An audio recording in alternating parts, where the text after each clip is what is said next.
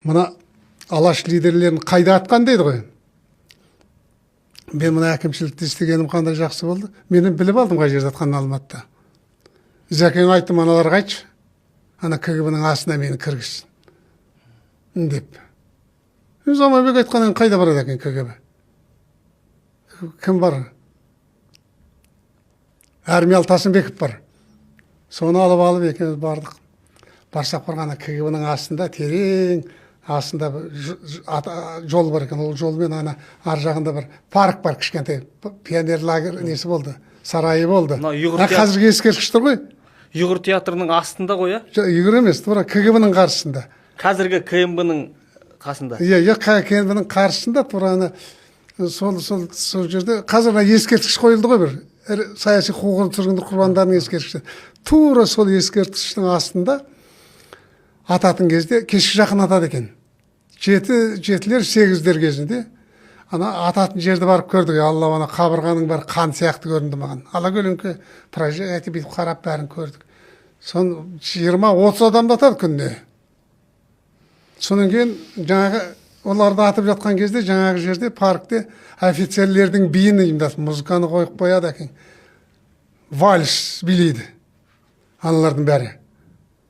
Ол ана тарсылдатып аналар арасында атып жатады. Атылып біткеннен кейін вальс тоқтайды.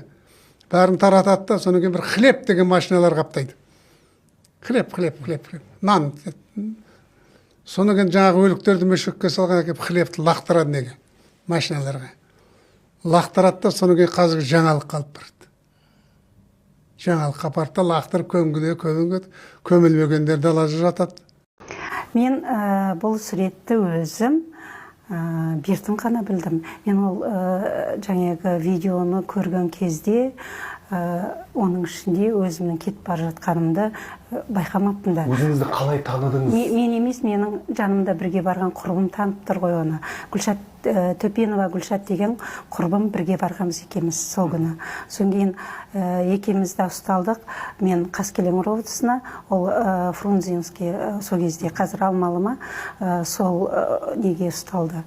Содан кейін сол бір күні екеуміз содан кейін оны жұмыстан шығарып жіберді. Оның күйеуі желтоқсаншы. Оның жолдасы Қыдыр Төлеубаев деген, ол да қатысқан кезде оларды Борылдайдың шұңқырына апарып төгіп тастаған. Содан кейін үстіндегі киімін, аяқтағы етіктерін бәрін үстерінен сыпырып шешіп алған. Олар сол жерден жалаң аяқ, үстерінде дым киім жоқ, жалғыз қабат көйлекшең ғана әзер дегенде жаяулатып тұратын жерлеріне жеткен.